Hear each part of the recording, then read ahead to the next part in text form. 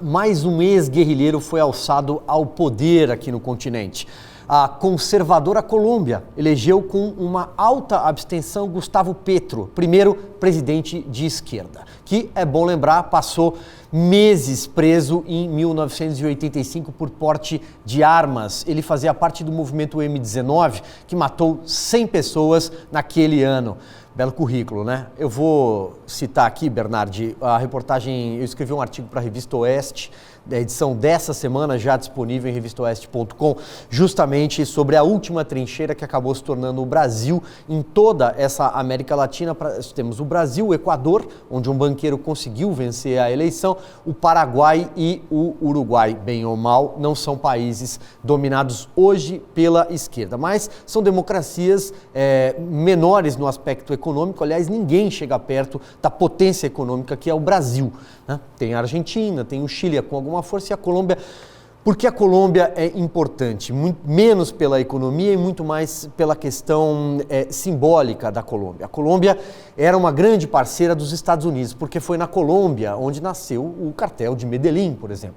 A Colômbia tem nas suas tristes páginas da história nomes como Pablo Escobar, as Farc e o M19. Mas quem é o M19? O M19 é uma referência a uma data de uma eleição, um movimento formado por jovens marxistas, como outros tantos movimentos de esquerda que aconteciam no mundo. Mas por que entrou no radar das autoridades? Porque aqueles jovens usavam fuzis e armas. O primeiro ato, e ficou famoso em 1974, foi quando invadiram o Museu de Bogotá para roubar a espada de Simão Bolívar, um dos líderes da independência do país. Aquela espada, anos depois, foi parar nas mãos de quem? Pablo Escobar. Quem achar que estou inventando essa história, assiste o Narcos, da Netflix, e no segundo episódio da primeira temporada, que se chama inclusive A Espada de Bolívar, você vai encontrar essa cena e uma outra cena, essa sim muito trágica, de um tanque de guerra posicionado em frente à Suprema Corte da Colômbia, o STF da Colômbia. O que é que acontecia ali? Esses jovens revolucionários, os meninos do Lula, né, que a gente vai falar daqui a pouco, os jovens do Petro, eles invadiram a Suprema Corte. Morreram 100 pessoas, entre elas 11 magistrados.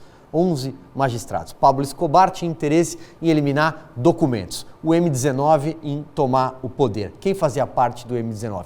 O atual presidente da Colômbia, eleito agora dessa vez. E no seu primeiro discurso, o que ele disse? Ele diz ao procurador-geral da República na Colômbia que libertem aqueles jovens que lutavam por amor. Aqueles jovens eram sequestradores e assassinos. Aqui no Brasil, o ex-presidente Lula, passando a bola para vocês dois, o ex-presidente Lula fez um discurso recentemente, lembrando que durante o governo Fernando Henrique ele foi pedir ao presidente, na época o ministro da Justiça, pasmem, era Renan Calheiros, ele foi pedir que libertassem os sequestradores do empresário Abílio Diniz, que estavam em greve de fome. Ele fala, coitados daqueles meninos. Aqueles meninos sequestraram. Só quem foi vítima de um sequestro, especialmente naquela época, nos anos 90, virando para os anos 2000, sabe o que é um cativeiro e talvez entenda do que eu estou falando, do que aqueles meninos fizeram. E naquele discurso o Lula diz assim, eu sei lá qual foi o destino que aqueles meninos tomaram na vida. Um deles a gente sabe qual foi o destino, por exemplo. Em 2020 foi preso porque assassinou o vigia de um supermercado no Chile.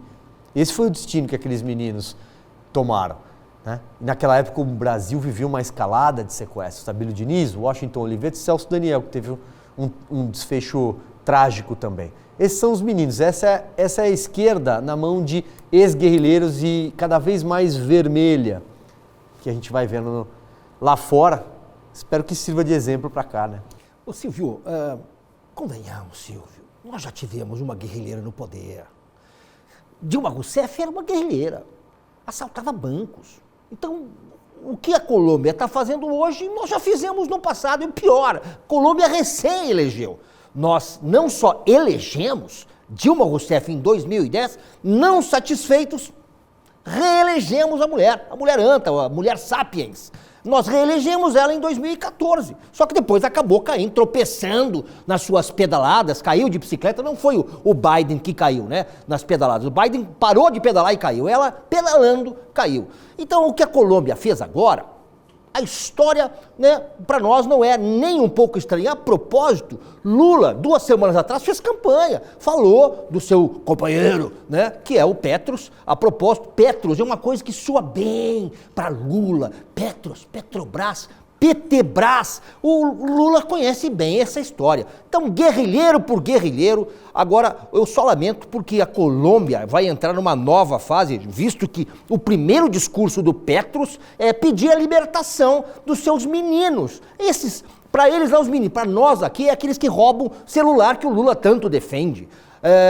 O que eu lamento mesmo é que a Colômbia deva agora oficializar um narco-estado. E isso não pega bem, porque todos nós corremos o risco de ter um vizinho desse. Daqui a pouco a gente vai ter que montar uma operação acolhida para colombianos. Só o Bernardi mesmo para contar uma triste história e fazer a gente rir no domingo à noite, Fabi.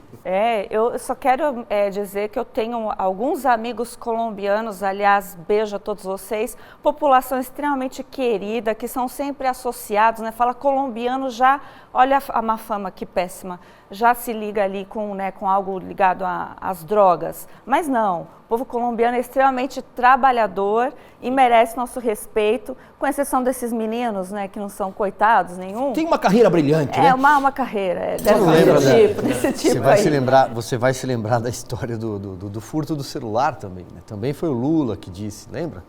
Coitados, eles estão na cadeia porque roubaram o celular, inclusive, do Suplicy esses dias também, né? Mas no show uma da Daniela coisa Mercury, que né? precisa ficar bem claro para as pessoas saberem é que a violência ela não volta para trás. Isso é o que diz todos os estudos.